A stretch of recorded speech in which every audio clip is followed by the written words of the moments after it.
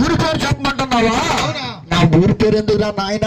సరే చాలా రోజులకి వచ్చాను కానీ నన్ను అవతల ఒడ్డు దిగబెట్టినా బాబు, నీకు పుణ్యముంటుంది.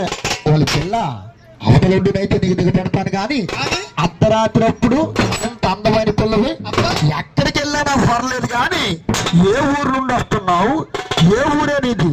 జాలారి చెప్తాను ఆలకించరా.